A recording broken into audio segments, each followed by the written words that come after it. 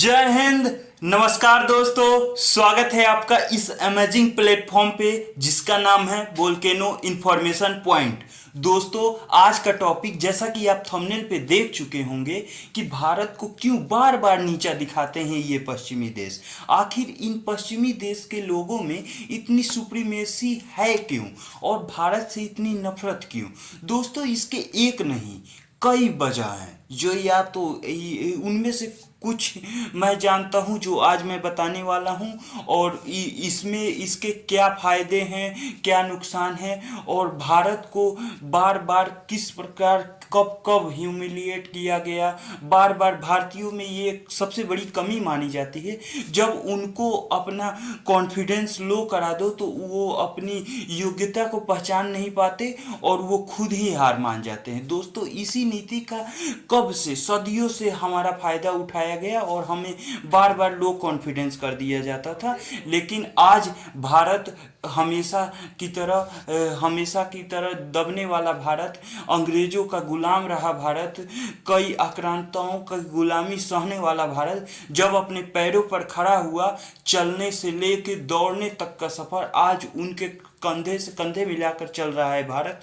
दोस्तों, आज न कि उनकी बराबरी कर रहा है भारत, बल्कि उनसे आगे किन किन मामलों में भी पहुंच चुका है। लेकिन बहुत सारे ऐसे भी सब्जेक्ट हैं जहां भारत आगे गया है और वहां भारत को नुकसान पहुंच सकता है, जैसे कि हमारी आबादी, जो कि अभी की सबसे अपडेटेड डाटा है वो यूएन द्वारा, जो कि अब हम दुनिया के सबसे बड़ी जनसंख्या वाले देश बन चुके हैं।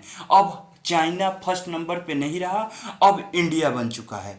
दोस्तों, इस पे न जाने, चाइना तो छोड़िए, चाइना तो हमारा वो परमानेंट शत्रु ही है, उसका तो मजाक उड़ाना बनता ही है।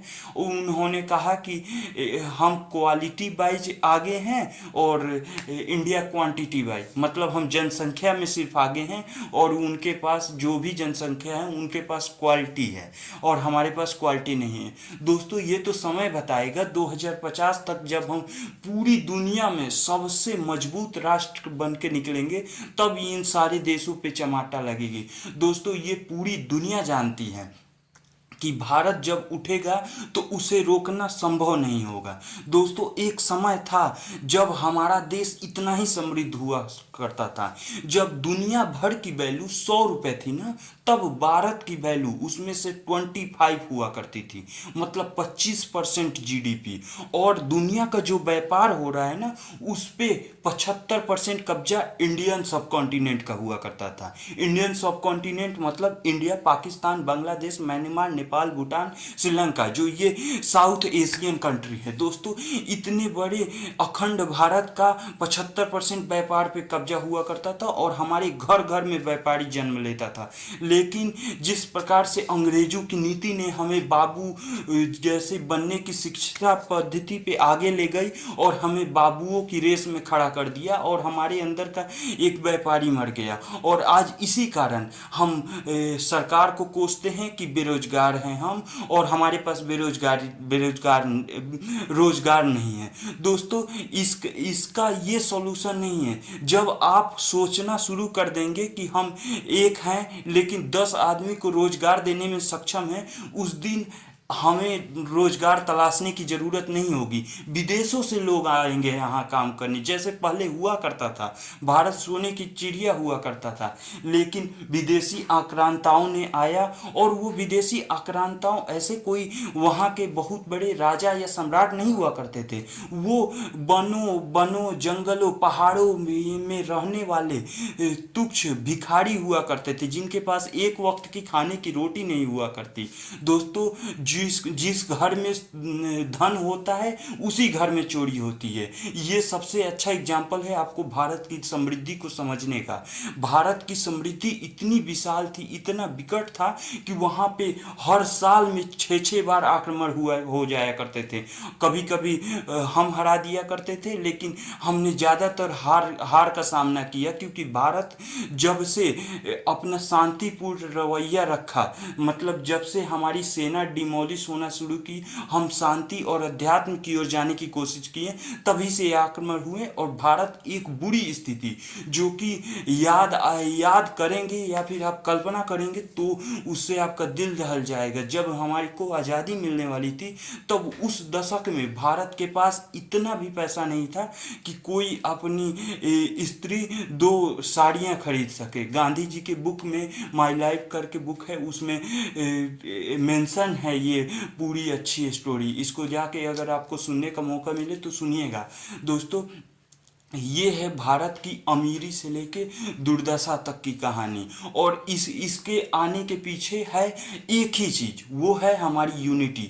हमारी यूनिटी कभी नहीं हो पाई, लेकिन अंग्रेज़ों ने चाहे कितना भी हमारे साथ गलत किया हो, लेकिन एक काम उन्होंने हमको बहुत अच्छा सिखा दिया, वो हमें यूनाइटेड रहना। और आज जो वो सिखा के गए यूनाइटेड रहना, आज उसी के बल पे आज देखिए हम उनको पीछे छोड़ दिए और आज हम 5वीं दुनिया की सबसे बड़ी अर्थव्यवस्थाओं में 5वीं सबसे बड़ी अर्थव्यवस्था बन चुके हैं दोस्तों। इसी तरह हम आगे बढ़ते रहेंगे और एक दिन फर्स्ट नंबर पे भी आएंगे। रही बात हमारी जनसंख्या का सवाल, तो ये जनसंख्या जितनी बड़ी हमारे लिए मुसीबत और या हमारी कमजोरी बनता है, ये हमारी एक दिन ताकत बनेगा।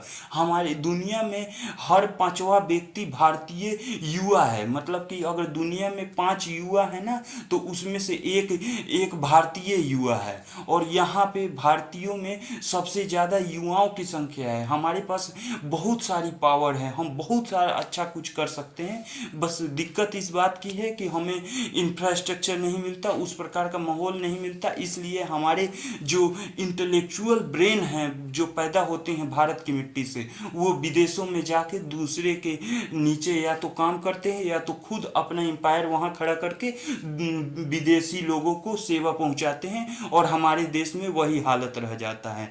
बिहार, यूपी, वेस्ट बंगाल, आंध्र प्रदेश, महाराष्ट्र, यहाँ से न जाने कितने करोड़ निकलते हैं इंटेलेक्चुअल ब्रेन वाले, लेकिन बार बार जाके उनको विदेश में ही जाने पड़ता है, क्योंकि वहाँ पे उनको अच्छी अपॉर्चुनिटी मिलती है। दोस्तों ये सब भारत में भी संभव है, बशर्ते अच्छी अपॉर्चुनिटी मिले। दोस्तों ये सब तो रही भारत की अतीत से लेके अब तक की स्टोरी। लेकिन जो मुद्दा ये है कि भारत की बेइज्जती क्यों करता है दोस्तों, जब जब हमने छलांग लगाने की कोशिश की है, तब तब हमारी बेइज्जती की गई है। आज जर्मनी के मीडिया हाउसेस से ये कार्टून बाहर आया है, आप देख सकते हैं किस प्रकार से बेइज्जती की गई है। यहाँ पे चाइना को बुलेट ट्रेन से दिखाया गया और हमारे ट्रेन में इंजन के ऊपर डब्बे में लटके हुए यात्री दिखाई गए हैं। यहाँ पे नंबर और क्वालिटी दोनों को मैच करके हमारा कंपैरिजन करके हमारी बेइज्जती, यहाँ भी हमारा कॉन्फिडेंस लो करने का प्रयास किया गया है। लेकिन उनकी रणनीति ये हम अच्छी तरह समझ चुके हैं। हम जब तक बलवान बनेंगे तभी हमारा देश बलवान बनेगा। आप अपने कर्तव्यों को 100% पूरा कीजिए, आपका देश 100% आगे जाएगा और ये सपना साकार जरूर होगा। दोस्तों स्पेस मिशन हो, चाहे विदेशी इकोनॉमिस्ट द्वारा भारत की अर्थव्यवस्था को ऊपर दिखाना और बर्बाद करने जैसी कल्पनाओं को भारत ने कई बार लताड़ा है और भारत ने उनकी रिपोर्ट को गलत साबित किया है और आज भारत जिंदा खड़ा है। किसी ने नहीं सोचा था 1991 में बर्बाद हो जाने वाला देश आज दुनिया की 5वीं अर्थव्यवस्था बन जाएगा।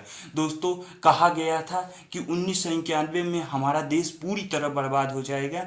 यहाँ पे इतनी बड़ी त्रासदी आएगी कि लाशों की मतलब लाशें ही लाशें फैल जाएंगी, इतनी भूखमरी की हालत आ जाएगी और दुनिया में सबसे बड़ी भूखमरी होगी। लेकिन उस समय के हमारे राजनेता पीवी नरसिम्हा राव जी ने मनमोहन सिंह के नेतृत्व में जाके एलपीजी ले आए और भारत को संभाल लिया और आज उसी नीति पे आगे बढ़ते बढ़ते आज हम दुनिया की 5वीं अर्थव्यवस्था बन गए हैं। दोस्तों इससे बुरा लगना लाजमी है उनका, क्योंकि कंपटीशन में वही लोग हैं ना।